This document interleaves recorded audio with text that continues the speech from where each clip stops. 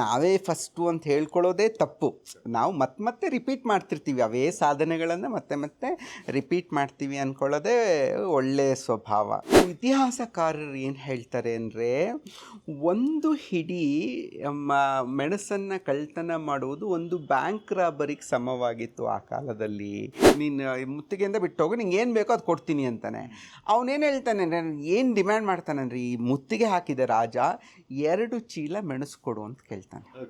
14th century 15th century ಟೈಮ್ನಲ್ಲಿ thus was really like a gold. So it was very important actually. So ಅದು exaggeration ಅಲ್ಲ.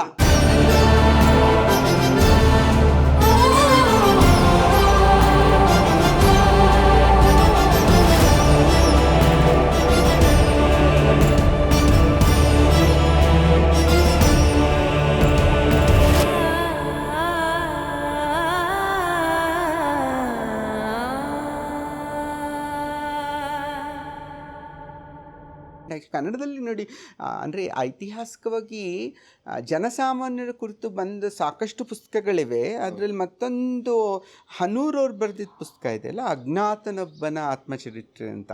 ಅದನ್ನು ಒಂದು ಒಳ್ಳೆ ಪುಸ್ತಕ. ಅದನ್ನು ಜನಸಾಮಾನ್ಯರ ದೃಷ್ಟಿಕೋನದಲ್ಲೇ ಆದಷ್ಟು ಇತಿಹಾಸವನ್ನು ಅದು ವಿಜಯನಗರ ಪೀರಿಯಡ್. ಅದು ಟಿಪ್ಪು ಸುಲ್ತಾನನ ಪೀರಿಯಡ್, ಸ್ವಲ್ಪ ಅನಂತರ ಮೈಸೂರು ಟಿಪ್ಪು ಸುಲ್ತಾನಂದದು ಶ್ರೀರಂಗಪಟ್ಟಣದಿಂದ. ಬಟ್ ಅದನ್ನು ಹೇಳ್ತಾ ಹೋಗೋದವರು ಒಬ್ಬ ಸೈನಿಕನ ದೃಷ್ಟಿಕೋನದಿಂದ ಹೇಳ್ತಾ ಹೋಗ್ತಾರೆ. ಮೈಸೂರು ಚರಿತ್ರೆ ಹೇಳ್ತಾರೆ ಅದನ್ನು. ಅಂದರೆ ಆ ಕಡೆದೆಲ್ಲ ಒಂದು ಜನಪದನೆಲ್ಲ ಕಟ್ಕೊಟ್ಟು ಚೆನ್ನಾಗಿದೆ ಅದನ್ನು ಪುಸ್ತಕ. ಅಂದರೆ ಆ ಥರ ಬರೆದಿದ್ದಾರೆ, ವೇದ ಕಾಲದ್ದು ಬರೆದಿದ್ದಾರೆ ಇವರು. ಶಂಕರ್ ಮೊಕಾಶಿ ಪುಣಕರ್ ಅವರು ಬರೆದಿದ್ದಾರೆ. ಸೊ ನಟನಾರಾಯಣದ ಮತ್ತೊಂದು ಪುಸ್ತಕ, ಒಟ್ಟು ನಂಗೆ ಮರ್ತು ಹೋಗಿದೆ. ಸೊ ಅವರು ಕೂಡ ಬರೆದಿದ್ದಾರೆ ಆ್ಯಕ್ಚುಲಿ. ಶಂಕರ ಮೊಕಾಶಿ ಪುಣಕರ್ ಅವರು ಬರೆದಿದ್ದಾರೆ. ನಿರಂಜನ ಬರೆದಿದ್ದಾರೆ, ಮೃತ್ಯುಂಜಯ ಅಂತ ನಿರಂಜನದ ಪುಸ್ತಕ ಬರೆದಿದ್ದಾರೆ. ಕನ್ನಡದಲ್ಲಿ ಇದೇನು ಹೊಸತೇನಲ್ಲ, ಬರೆದಿದ್ದಾರೆ ಎಲ್ಲರೂ. ಬಟ್ ಇದು ತೇಜೋಗಿ ಮಾತ್ರ ತುಂಬ ಹೆಚ್ಚು ಪ್ರಸಿದ್ಧಿ ಸಿಕ್ತು. ಬಟ್ ಈ ಥರ ಎರಡು ಲಿಸ್ಬನ್ ಮತ್ತು ವಿಜಯನಗರ ಎರಡನ್ನೂ ಈ ಥರದ್ದು ಕೊಲಾಬ್ರೇಷನಲ್ಲಿ ಮೋಸ್ಟ್ಲಿ ಯಾವುದು ಕನ್ನಡದ ಕೃತಿಗಳು ಬಂದಿಲ್ಲ ಅನ್ಸುತ್ತೆ. ಗೊತ್ತಿಲ್ಲ, ನನಗೂ ನೆನಪಿಲ್ಲ. ಬಟ್ ಯಾವುದೋ ಒಂದು ಸ್ಥಳವನ್ನು ಫಿಕ್ಸ್ ಮಾಡ್ಕೊಂಡು ಬರೀತಾರೆ. ನಾನು 2 ತಗೊಂಡೆ. ಸ್ವಲ್ಪ ಹಂಗೇನಾಗಿರ್ಬೋದೇನೋ ಗೊತ್ತಿಲ್ಲ. ಪ್ಯಾರಲಲ್ ಆಗಿ ಮಾಡಿರುವಂತಹ ರೈಟಿಂಗ್ ಈ ಪ್ರಯತ್ನ ನನಗೆ ಮಾಡಿರ್ತಾರೆ. ಮಾಡದ ಪ್ರಯತ್ನಗಳೇ ಇರಲ್ಲ ಆ್ಯಕ್ಚುಲಿ, ಎಲ್ಲೋ ಮಾಡಿರ್ತಾರೆ. ನಮ್ಮ ಓದು ಸೀಮಿತವಾಗಿರುತ್ತೆ, ಅದಕ್ಕೆ ನಮಗೆ ಮಾಡಿಲ್ವೇನೋ ಅಂತ ಅನಿಸ್ತಾ ಇರುತ್ತೆ. ಅದಕ್ಕೆ ಸುಮ್ಮನೆ ನಾವೇ ಫಸ್ಟು ಅಂತ ಹೇಳ್ಕೊಳ್ಳೋದೇ ತಪ್ಪು.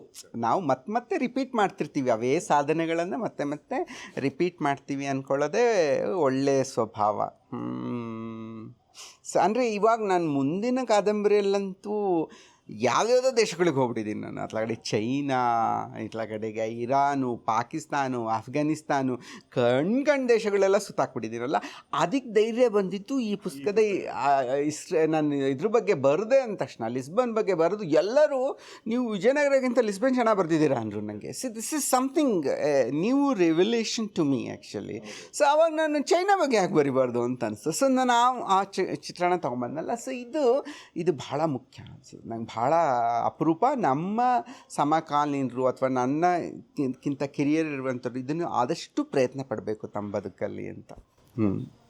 ಸರ್, ಅದೇ ಈಗ ಇಂಥ ಒಂದು ಅದ್ಭುತವಾದ ಕೃತಿ ಹುಟ್ಟೋದಕ್ಕೆ ನಿಮ್ಮ ಹಿಂದಿನ ರಿಸರ್ಚು, ಒಂದಷ್ಟು ಯಾವ ಪುಸ್ತಕಗಳನ್ನ ಓದಿರಿ, ನಮ್ಮ ಒಂದು ಇತಿಹಾಸದ ವಿಷಯಗಳನ್ನೆಲ್ಲ ಮಾತಾಡಿದ್ರಿ. ಈಗ ಪುಸ್ತಕದ ಒಳಗಡೆ ಬಂದು ಒಂದಷ್ಟು ಮಾತಾಡೋಣ ಸರ್. ಸೊ ನನಗೆ ಜನರಲ್ ಆಗಿ ಇಲ್ಲಿ ನೀವು ಬ್ಲೆಂಡ್ ಮಾಡಿದಂತ 2 ನದಿಗಳು ತುಂಬಾ ಖುಷಿ ಕೊಡ್ತು. ಇಲ್ಲಿ ನಮ್ಮ ತುಂಗಾಭದ್ರಾ ನದಿ ಇರ್ಬೋದು, ಸೊ ಅಲ್ಲಿ ಲಿಸ್ಬನ್, ನೀವೇನ್ ಪೋರ್ಚುಗಲ್ ಒಂದು ಸ್ಥಳ ತಗೊಂಡಿದ್ದೀರಾ, ತೇಜೋ ಅನ್ನುವಂತ ನದಿಯ ಒಂದು ಬಯಲಿನ ಪ್ರದೇಶವನ್ನ ನೀವೇನ್ ಕ್ಯಾರಿ ಮಾಡಿದ್ರ, ಅದು ತುಂಬಾ ನೀಟಾಗಿ ಅಲ್ಲಿ ಬರುವಂತ 2 ಪಾತ್ರ, ಈ ಗೇಬ್ರಿಯಲ್ ಮತ್ತೆ ಬೆಲ್ಲಾ ಇರ್ಬೋದು, ಇಲ್ಲಿ ನಮ್ಗೆ ಬರುವಂತ ಒಂದು ಅಂಪಮ್ಮನ್ ಲವ್ ಸ್ಟೋರಿ ಇರ್ಬೋದು. ಇದೆರಡನ್ನೂ ಈಗ ನೀವು ಅದರಲ್ಲೇ ಮೊದಲನೇ ಅಧ್ಯಾಯ ಅಂತ ತಗೊಂಡ್ರೆ, ಸೊ ಒಬ್ಬ ಕೆಲಸದ ಒಂದು ರಾಜರ ಮನೆಯಲ್ಲಿ ಕೆಲಸ ಮಾಡುವಂತ ಒಂದು ಅಡಿಗೆ ಮನೆಯಿಂದ ಏನೋ ಕಳ್ತನ ಮಾಡ್ಕೊಂಡು ಹೋಗ್ತಾ ಸೈನಿಕರಿಗೆ ಸಿಗಾಕೊಳ್ತಾರೆ. ಸೊ ಅವರು ಗೊತ್ತಿಲ್ದಲೆ ಅವಳ ಮೇಲೆ ಮಾಡ್ತಾರೆ. ಸೊ ಅವಳು ಸತ್ತ ಮೇಲೆ ಗೊತ್ತಾಗುತ್ತೆ ಇವಳು ಅಡಿಗೆ ಮನೆ ಕೆಲಸದವಳು. ಏನ್ ಕದೀತಾ ಇದ್ದಾಳೆ ಅಂತ ತೆಗೆದು ನೋಡಿದ್ರೆ ಅಲ್ಲಿ ಒಂದಷ್ಟು ಮಸಾಲಾ ಪದಾರ್ಥಗಳು ಬೀಳ್ತವೆ. ಸೊ ಅವಳ ರಕ್ತದ ಮಡುವಲ್ಲೇ ಬಿದ್ದಿದ್ದು ಅದನ್ನೆಲ್ಲ ಬಾಚ್ಕೊಳ್ತಾ ಇರ್ತಾರೆ ಒಂದು ಸೀನ್ ಇಂದ ನಿಮ್ಮ ನಾವೆಲ್ ಶುರುವಾಗುತ್ತೆ. ಹೌದು ಹೌದು. ಅಂದರೆ ಇಡೀ ಕಾದಂಬರಿಗೆ ಬೇಸೆ ಮಸಾಲ ಪದಾರ್ಥಗಳದಲ್ವಾ. ನನಗೆ ಅಲ್ಲಿ ಇತಿಹಾಸಕಾರರು ಏನು ಹೇಳ್ತಾರೆ ಅಂದರೆ, ಒಂದು ಹಿಡಿ ಮೆಣಸನ್ನು ಕಳ್ತನ ಮಾಡುವುದು ಒಂದು ಬ್ಯಾಂಕ್ ರಾಬರಿಗೆ ಸಮವಾಗಿತ್ತು ಆ ಕಾಲದಲ್ಲಿ, ಇದರೊಳಗೆ ಪೋರ್ಚುಗೀಸಲ್ಲಿ ಅಂತ ಹೇಳ್ತಾರೆ. ಅಲ್ಲಿಯ ಪೋರ್ಚುಗೀಸಿನ ಇದು ವಿಚಾರಗಳಲ್ಲೇ ಇದು ಮೆನ್ಷನ್ ಬರುತ್ತೆ. ಇದು ಒಂದು ಹಿಡಿಯಷ್ಟು ನೀವು ಸ್ಪೈಸ್ ಕದ್ರೂ ಅದೊಂದು ಬ್ಯಾಂಕ್ ರಾಬರಿಗೆ ಸಮ, ಅಷ್ಟು ಎಕ್ಸ್ಪೆನ್ಸಿವ್ ಆಗುತ್ತೆ. ಯಾಕೆಂದರೆ ನೋಡಿ, ಖಾರಕ್ಕೆ ಇದ್ದಂಥ ಪದಾರ್ಥ, ಮಸಾಲೆ ಪದಾರ್ಥ ಇವಿಷ್ಟೇ. ಖಾರ ಅನ್ನೋದು ಹೆಂಗೆ ಬರಬೇಕು ನಿಮಗೆ? ರುಚಿಗೆ ಖಾರ ಬಹಳ ಮುಖ್ಯ. ನಮಗೆಲ್ಲರಿಗೂ ಖಾರಕ್ಕೆ ಒಗ್ಗಿದಂಥ ನಾಲ್ಗೆಗಳು. ಬೇರೆ ಎಲ್ಲ ಇದೆ ನಿಮಗೆ, ಸಪ್ಪೆ ಇದೆ, ಸಿಹಿ ಸಕ್ಕರೆ ಕಂಡ್ಕೊಂಡಿದ್ದಾರೆ, ಜೇನುತುಪ್ಪ ಇದೆ, ನಿಮಗೆ ಹುಳಿ ಇದೆ, ನಿಮಗೆ ಹುಳಿ ಬೇಕಂದ್ರೆ ಹುಳಿ ಸಿಗುತ್ತೆ, ಒಗರು ಸಿಗುತ್ತೆ, ಎಲ್ಲವೂ ಇದೆ ನಿಮಗೆ. ಖಾರ ಬೇಕಂದ್ರೆ ಇಲ್ಲವೇ ಇಲ್ಲ. ಮೋಸ್ಟ್ಲಿ ಇದೆ ನಾಗರಿಕತೆ ಒಂದು ಸ್ಟೆಪ್. ಖಾರ ಬೇಕಿತ್ತು ಎಲ್ಲರಿಗೂ. ಈ ಖಾರ ಸಿಗ್ತಾ ಇದ್ದು ನಮ್ಮಲ್ಲಿ ಮಾತ್ರ. ಅವಾಗಿನ್ನೂ ಮೆಣಸಿನ್ಕಾಯಿ ಕಂಡಿಡ್ದಿಲ್ಲಲ್ಲ, ಇನ್ನೂ ಬಂದಿಲ್ಲ ಮೆಣಸಿನ್ಕಾಯಿ ಯಾರು ಕಂಡು. ಖಾರ ಅಂತಿರೋದು ಇವಿಷ್ಟೇ. ಲವಂಗ ತೊಗೋಬೇಕು, ಇಲ್ಲ ಮೆಣಸನ್ನು ತೊಗೋಬೇಕು, ಇಲ್ಲ ಅಂದರೆ ಯಾವುದೋ ಒಂದಿಷ್ಟು ಸ್ಪೈಸ್ಗಳನ್ನ ತೊಗೊಂಡ್ರೆ ಖಾರ ಬರುತ್ತೆ. ಸೊ ಖಾರಕ್ಕಾಗಿ ಹಪಾಪಿ ಅದು. ಯಾವಾಗ ಈ ಒಟ್ಟಾರೆ ಇದ್ರದ್ದು ಮುಸ್ಲಿಮ್ಸ್ ಎಲ್ಲ ತಮ್ಮನ್ನು ಇದು ಮಾಡಿ ಕೆಂಪು ಸಮುದ್ರನ ಹಿಡ್ಕೊಂಡ್ಬಿಡ್ತಾರೋ, ರೆಡ್ ಸೀನ ಹಿಡ್ಕೊಂಡ್ಬಿಡ, ಇವ್ರು ಏನು ಮಾಡೋಕ್ಕೋ ಮೆಡಿಟರೇನಿಯನಲ್ಲಿ ಇರೋಂಥವ್ರು. ಸೊ ಹಾಹಾಕಾರ ಆಗಿದೆ ಆ ಟೈಮಲ್ಲಿ ಆ್ಯಕ್ಚುಲಿ. ಸೊ ಆ ಹಾಹಾಕಾರವನ್ನು ನಾನು ದಾಖಲಿಸ್ಬೇಕಾಗಿತ್ತು ನಾನು. ಸೊ ಅದಕ್ಕಾಗಿ ನಾನು ಯಾವಾಗ ಈ ಮುಷ್ಟಿ ಹಿಡ್ಕೊಂಡು ಇದು ಬ್ಯಾಂಕ್ ರಾಬರಿಗೆ ಸಮ ಅನ್ನುವಂಥದ್ದು ಓದಿದ್ನೋ, ನಾನು ಓದಿದ ತಕ್ಷಣ ಇದು ಬಂದುಬಿಡ್ತು ನನಗೆ ತಲೆಯಲ್ಲಿ. ಸೊ ಈ ಹೆಣ್ಮಗಳು ಕಳ್ತನ ಮಾಡೋದು, ಅವಳನ್ನು ಕೊಲ್ಲೋದು, ಯಾಕೆಂದರೆ ರಾಬರಿ ಅದು. So people will be waiting for it. ಬರ್ದಿದ್ದಾರೆ, ಅಲ್ಲಿ ಬರುತ್ತೆ, ಹಿಸ್ಟೋರಿಯನ್ಸ್ ಹೇಳ್ತಾರೆ ಅದನ್ನು. It's very important. ನಿಮಗೊಂದು ಹೇಳಬೇಕು, ಯಾಕೆಂದರೆ ಮೆಣಸಿಂದ ಎಷ್ಟು ಇಂಪಾರ್ಟೆನ್ಸ್ ಇತ್ತು ಅಂದರೆ, ಇಲ್ಲಿ ಈಜಿಪ್ಟ್ನಲ್ಲಿ ನಡೆಯುತ್ತೆ ಅದು ಅನಿಸುತ್ತೆ. ಯಾರೋ ಒಬ್ಬ ಈಜಿಪ್ಟ್ನಲ್ಲಿ ಸಾಕಷ್ಟು ಸಿಕ್ಕಿದೆ, ಮೆಣಸು ಸಿಕ್ಕಿದೆ ನಮಗೆ. ಬಟ್ ಅಲ್ಲಿ ಏನಾಗುತ್ತೆ ಅಂದರೆ, ಒಬ್ಬ ರಾಜ ಮತ್ತೊಬ್ಬ ರಾಜನ ಮೇಲೆ ಯುದ್ಧಕ್ಕೆ ಹೋಗಿ ಅವನ ಕೋಟೆಯನ್ನು ಮುತ್ತಿಗೆ ಹಾಕಿಬಿಡ್ತಾನೆ. ಇಡೀ ಕೋಟೆ ಮುತ್ತಿಗೆ ಹಾಕಿಬಿಡ್ತಾನೆ.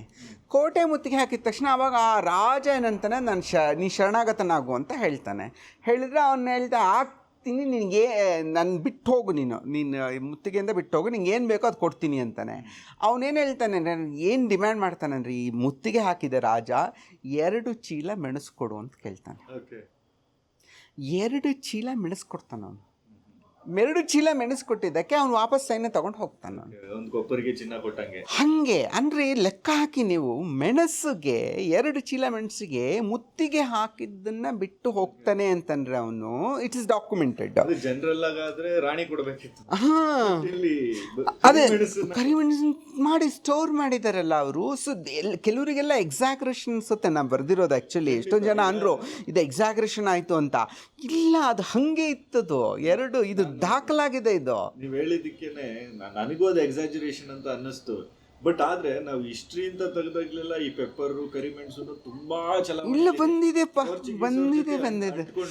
ಆಮೇಲೆ ಹೋಗ್ಬಿಡ್ತು ನೋಡಿ. ಇವ್ರು ಬರೋಷ್ಟೊತ್ತಿಗೆ 100 ವರ್ಷದ ನಂತರ ಇಂಗ್ಲೀಷರು ಬಂದರು. 100 ವರ್ಷದ ಹಿಂದೆ ಪೋರ್ಚುಗೀಸರು, 1498 ಪೋರ್ಚುಗೀಸು, 1598-99 ಅಷ್ಟೊತ್ತಿಗೆ ಇಂಗ್ಲೀಷರು ಬಂದರು. ಸೊ 100 ವರ್ಷದಲ್ಲಿ ಅವರಿಗೆ ಗೊತ್ತಾಗ್ಬಿಡುತ್ತೆ ಇಂಗ್ಲೀಷರಿಗೆ, there is no point in spice trading ಅಂತ. ಸ್ಪೈಸ್ ಬೇಡವೇ ಬೇಡ, ನಾವು ಬೇರೆಯನ್ನೆಲ್ಲ ಮಾಡ್ಕೊಳ್ಳೋಣ ಅಂಥೇಳಿ ಅವರು ಕಾಟನ್ನು ಇವು ಕಡೆಗೆ ಕಾನ್ಸಂಟ್ರೇಟ್ ಮಾಡ್ತಾರೆ. ಆಮೇಲೆ ರಾಜರಿಗೆ ನಾವು ಸಪೋರ್ಟ್ ಕೊಡ್ತೀವಿ, ನಿಮಗೆ ಸೈನ್ಯದ ಸಪೋರ್ಟ್ ಕೊಡ್ತೀವಿ ಅಂದ್ಕೊಂಡೆಲ್ಲ ಮಾಡ್ಕೊಂಡು ಹೋಗೋದು, ಇದನ್ನು ಮಾಡ್ಕೊಳ್ತಾರೆ ಅವರು. ಹೊರತಾಗಿ ಸ್ಪೈಸ್ ಟ್ರೇಡ್ಗೆ ಹೋಗಲ್ಲ. ಇದು ಏನು ಬ್ರಿಟಿಷ್ ಇಂಡಿಯಾ ಅಂತ ಹೇಳ್ತೀವ ನಾವು, ಅದು ಹೋಗಲ್ಲ, ಅದು ಕಂಪ್ನಿ ಅದು ಹೋಗಲ್ಲ ಅದು.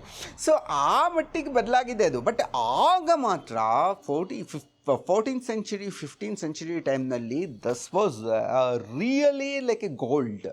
So it was very important actually. So ಅದು ಎಕ್ಸಾಗ್ರೇಷನ್ ಅಲ್ಲ. ಪರ್ಷಿಯನ್ಸ್ ಅಂತ ಏನು ಹೇಳ್ತೀವೋ, ನಮಗೆ ಈ ಅರಬ್ನಿಂದ ಬರೋರು, ಪರ್ಷಿಯನ್ ಭೂಮಾರ್ಗ ಬರ್ತಿರ್ಲಿಲ್ಲ, ಅವ್ರು ಸಮುದ್ರದಿಂದ ನೇರವಾಗಿ ಬಂದ್ಬಿಡೋರು ಅವರೆಲ್ಲರೂ ನಮಗೆ. ಸೊ ಅವ್ರಿಗೆ ಭೂಮಾರ್ಗ ಬರೋರು ಈ ಕಡೆಯಿಂದ, ಬಟ್ ಎಲ್ಲರೂ ನೀನು ಸಮುದ್ರದಿಂದ ಬರೋರು ಅವರೆಲ್ಲ ಆಫ್ರಿಕಾದ ಈ ಪೂರ್ವಕ್ಕಿರುವ ರಾಜ್ಯಗಳವರೆಲ್ಲ ಬರ್ತಿದ್ರು ನಮ್ಮ ಹತ್ರ. ಅವ್ರೇನು ಮಾಡ್ತಿದ್ರು, ತೊಗೊಂಡೋಗಿ ಮಾರಾಟ ಮಾಡ್ತಿದ್ರು. ವೆನಿಸ್, ಇಟಾಲಿಯ ವೆನಿಸ್ ಎಷ್ಟು ವ್ಯಾಪಾರ ಮಾಡಿದೆ ನಮಗೆ. ನಮ್ಮಲ್ಲಿ ವೆನಿಸ್ ಕಾಯಿನ್ಸ್ ಎಲ್ಲ ಸಿಗುತ್ತೆ ನಮ್ಮಲ್ಲಿ. ಕ್ರಿಸ್ತಪೂರ್ವದಿಂದಿದೆ ಇದೆಲ್ಲ, ನಮಗೆ ಕ್ರಿಸ್ತಪೂರ್ವದಿಂದಿದೆ. ಅವರು ಅದಕ್ಕೆ ರುಚಿಗೆ ಒಗ್ಗಿದ್ರು ಅವರೆಲ್ಲ. ಅಲ್ಲೆಲ್ಲೂ ಬೆಳೆಯಲ್ಲ ಮೆಣಸು ಬೆಳೆಯೋಕ್ಕಾಗಲ್ಲ, ಟ್ರೈ ಮಾಡಿದ್ದಾರೆ, ಎಲ್ಲೂ ಮೆಣಸು ಬೆಳೆಯಲ್ಲ, ಅಲ್ಲೆಲ್ಲ ಬೆಳೆಯೋಕ್ಕಾಗೋದೇ ಇಲ್ಲ ಅದು. ಬಟ್ ಏನಾಗಿದೆ ಅಂತಂದರೆ, ಯಾವಾಗ ಮುಸ್ಲಿಂ ಮತ್ತು ಕ್ರೈಸ್ತ ಈ ಧರ್ಮಗಳ ಜಗಳ ಶುರುವಾಯಿತು 7-8ನೇ ಶತಮಾನಕ್ಕೆ ಶುರುವಾಗುತ್ತೆ. ಯಾಕೆಂದರೆ ಇಸ್ಲಾಂ ಬರೋದೇ 7ನೇ ಶತಮಾನದ ಅಂತ್ಯದಲ್ಲಿ. ಸೊ ಆಗ ಇವರಿಬ್ಬರು ಹೊಡೆದಾಟ ಶುರುವಾಗಿದೆ. ಇವರಿಬ್ಬರು ಮಧ್ಯದಲ್ಲಿ ಹೊಡೆದಾಟ ಮಾಡಿದ ತಕ್ಷಣ ಈ ಡೋರ್ನ ಕ್ಲೋಸ್ ಮಾಡಿದ್ದಾರೆ ಇವರು. ಒಟ್ಟಾವ ಸಂಸ್ಕೃತಿ ರಾಜ ಬಿಡ್ತಾರಲ್ಲ, ಅವ್ರು ಕ್ಲೋಸ್ ಮಾಡಿಬಿಟ್ಟಿದ್ದಾರೆ ಒಟ್ಟಾಮಂದು. ಸೊ ಅವರು ಒಟ್ಟಾಮನ್ ಕ್ಲೋಸ್ ಮಾಡಿದ ತಕ್ಷಣ ಏನಾಗಿದೆ, ಇವರಿಗೆ ಹಪಾಹಪಿ ಶುರು. ಅಲ್ಲಿ ತನಕ ರುಚಿ ಕಂಡಂಥ ನಾಲಿಗೆ ಇವಾಗ ಸ್ಪೈಸ್ ಇಲ್ಲದೆ ಹೆಂಗೆ ಬದುಕೋಕ್ಕಾಗತ್ತೆ. So they were desperate to find another route. ಇವ್ರು ಬಿಡಲ್ಲ, ಭೂಮಾರ್ಗವನ್ನು ಬಿಡಲ್ಲ. ಮೆಡಿಟರೇನಿಯನ್ನ ಬಂದು, ಕೆಂಪು ಸಮುದ್ರದಿಂದ ಬಂದು ಇಲ್ಲಿ ಬರೋದು, ಅದಕ್ಕೂ ಬಿಡಲ್ಲ ಅವರು. ಹೊಸ ದಾರಿ ಕಂಡುಹಿಡಿಯೋದು ಎಷ್ಟು ಕಷ್ಟ ಆಯಿತು ಅವರಿಗೆ. ಬಟ್ ಅವ್ರು ಎಷ್ಟು ಎಫರ್ಟ್ ಹಾಕಿದ್ದಾರೆ ಅಂದರೆ ನೋಡಿ, ಅದು ಎಷ್ಟು ಆಶ್ಚರ್ಯ ಆಗುತ್ತೆ ನನಗೆ. ಅವರು ತುಂಬ ಆ ಒಂದು ಎಫರ್ಟ್ ಏನಿದೆ ಅವ್ರದ್ದು, ಅದನ್ನು ಅವರನ್ನು ಶ್ರೀಮಂತ ಮಾಡಿಬಿಡ್ತು. ನಾವು ಬಡವರಾಗ್ಬಿಟ್ವೆ ನಾವು. ಅವರ ಆ ಒಂದು ಪ್ರಯತ್ನ, ನೌಕಾ ಪ್ರಯತ್ನಗಳಿದೆಯಲ್ಲ, ಅದೇ ಎಲ್ಲ ಯುರೋಪಿಯನ್ ಕಂಟ್ರಿನ ಶ್ರೀಮಂತ ಮಾಡಿಸೋದಕ್ಕೆ ಕಾರಣ. ಆ ಟೈಮಲ್ಲಿ ಅವ್ರು ಏನು ಅರ್ಥ ಮಾಡಿಕೊಂಡ್ರು ಅಂದರೆ, ನಮ್ಮಲ್ಲೇ ಯುದ್ಧ ಮಾಡಿಕೊಂಡ್ರೆ ಹೆಚ್ಚು ಶ್ರೀಮಂತರು ಆಗೋಕ್ಕೆ ಸಾಧ್ಯವಿಲ್ಲ. ಆ ಪೋಪ್ ಕಂಡ್ಕೊಂಡ್ಬಿಡ್ತಾರೆ. ಓಕೆ, ಪೋಪ್ ಅದಕ್ಕೆ ಗೊತ್ತಾಗ್ಬಿಡುತ್ತೆ ಅವರಿಗೆ, ಪೋಪ್ಗೆ ಇದು ನೀವೇ ಜಗಳ ಆಡಬೇಡಿ ಅಂತ ಹೇಳ್ಬಿಡ್ತಾರೆ. ನೀವು ಏನು ಮಾಡಿ, ನೀವು ಹಡಗುಗಳ ಮೂಲಕ ಬೇರೆ ಗೊತ್ತಿಲ್ಲದೇ ಇರೋ ಜಾಗಗಳನ್ನು ಹುಡ್ಕೊಂಡು ಹೋಗಿ. ಎಷ್ಟೊಂದಿವೆ ಜಾಗಗಳು ಗೊತ್ತಿಲ್ಲದೆ ಇರೋವಂಥದ್ದು. ಮ್ಯಾಪ್ ಗೊತ್ತಿಲ್ಲ ಆ ಕಾಲಕ್ಕಿನ್ನೂ, ಯಾರಿಗೂ ಮ್ಯಾಪ್ ಕೂಡ ಗೊತ್ತಿಲ್ಲ. ಹುಡ್ಕೊಂಡು ಹೋಗಿ, ನೀವು ಹುಡ್ಕೊಂಡು ಹೋಗಿ ಅಲ್ಲಿಂದ ದೋಚ್ಕೊಂಬನ್ನಿ ಅಂತ ಹೇಳ್ತಾರೆ. ಸೊ ಆ ಕಾರಣಕ್ಕಾಗಿ ಅವರು ಎಲ್ಲ ಕಡೆಗೆ ನೋಡಿ, ಅಮೇರಿಕ ಸಿಕ್ಬಿಡ್ತು ಸ್ಪೇನ್ಗೆ ಆ ಟೈಮಲ್ಲಿ. ಸೊ ಎಷ್ಟು ಶ್ರೀಮಂತ. ಅಮೇರಿಕ ತುಂಬ ಬಂಗಾರ ಇತ್ತು, ಎಷ್ಟು ಬಂಗಾರಮಯ ಅದು ಆ್ಯಕ್ಚುಲಿ. ಆ ಬಂಗಾರ ಸಿಕ್ತು.